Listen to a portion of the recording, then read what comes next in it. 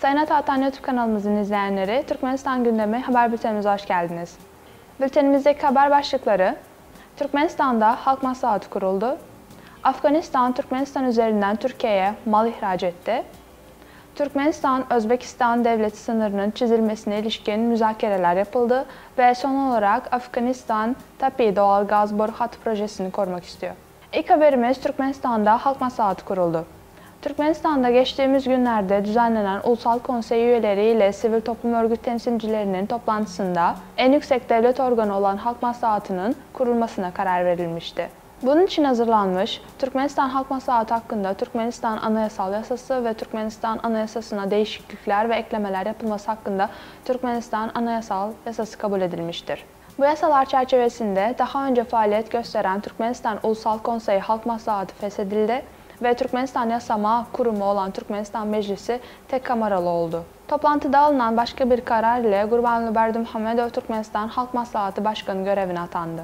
Türkmenistan Halk Maslahatı hakkında ve Türkmenistan Anayasal Yasası'na göre Türkmenistan Halk Maslahatı Başkanı, Türkmenistan Devlet Başkanı tarafından göreve atanmaktadır. Bunun yanı sıra Türkmenistan Halk Maslahatı Başkanı Gurbanguly Berdimuhamedov'a ulus lideri olarak yasal statü verilmiştir. Afganistan, Türkmenistan üzerinden Türkiye'ye mal ihraç etti.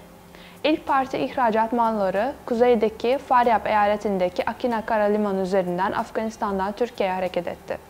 Bu yönde Afganistan Ulaştırma ve Sivil Havacılık Bakanlığı tarafından açıklama yapıldı. Tır konvoyu Türkmenistan ve İran topraklarından geçecek. Afgan nakliye şirketleri nakliye lojistiğini gerçekleştirmekte. Daha önce Afganistan, Türkiye'ye ve ayrıca Avrupa ülkelerine ürün tedarik etmek için Afganistan, Türkmenistan, Azerbaycan, Gürcistan ve Türkiye'yi birbirine bağlayan uluslararası Lapis-Lazuli koridorunun potansiyelini kullanıyordu.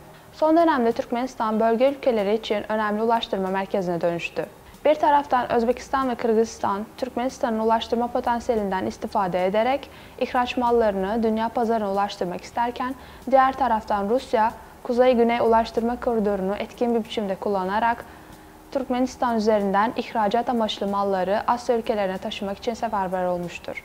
Türkmenistan-Özbekistan devleti sınırının çizilmesine ilişkin müzakereler yapıldı. 16-21 Ocak 2023 tarihleri arasında Buhara'da Özbekistan Cumhuriyeti ile Türkmenistan arasındaki devlet sınırının sınırlandırılmasına ilişkin hükümetler arası ortak Özbek-Türkmen Komisyonu Çalışma Grubu toplantısı düzenlendi. Özbekistan Dışişleri Bakanlığı'ndan yapılan açıklamalara göre görüşmeler sırasında taraflar Özbekistan Cumhuriyeti ile Türkmenistan arasındaki devlet sınırının sınırlandırılmasına ilişkin hükümetler arası komisyonun ortak toplantısına hazırlık konularını ele aldılar. Özellikle Özbek-Türkmen devlet sınırının çizilmesine yönelik yasal ve teknik belgeler taslağı tamamlandı ve üzerinde anlaşmaya varıldı.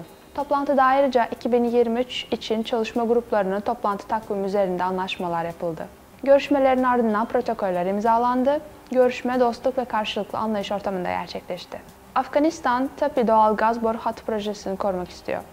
Afganistan'da hükümet TAPI yani Türkmenistan, Afganistan, Pakistan, Hindistan gaz boru hattı projesinin güvenliğini sağlamak için özel kuvvetler oluşturmaya hazır olduğunu açıkladı.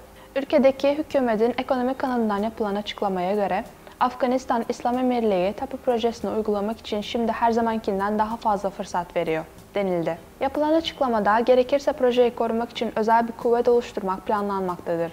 Afganistan İslam Emirliği, ülkenin yeniden inşasını ve ekonomik altyapısının canlandırılmasını istiyor. TAPI Pipeline Company Limited Genel Müdürü Muhammed Murat Amanov, Türkmenistan heyetinin başkanı olarak Kabil'de bir dizi görüşmelerde bulundu.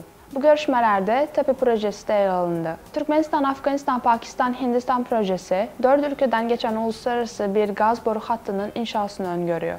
Yılda 33 milyar metreküp gaz kapasiteli doğal gaz boru hattı, Türkmenistan'ın Galkış sahasından Afganistan'ın Herat ve Kandahar şehirleri, Pakistan'ın Quetta ve Multan üzerinden Hindistan'ın batısındaki Fazılka şehrine kadar uzanacak. Gaz boru hattının toplam uzunluğu 1814 km olup bunun 774 kilometresi Afganistan'dan ve 826 kilometresi Pakistan topraklarından Hindistan sınırına kadar ulaşmaktadır. Sayın Ataatan YouTube kanalımızın seyircileri, Türkmenistan ile ilgili Türkçe haberlerimizi ataatanturkmenistan.com haber sitemizden takip edebilirsiniz. Teşekkürler.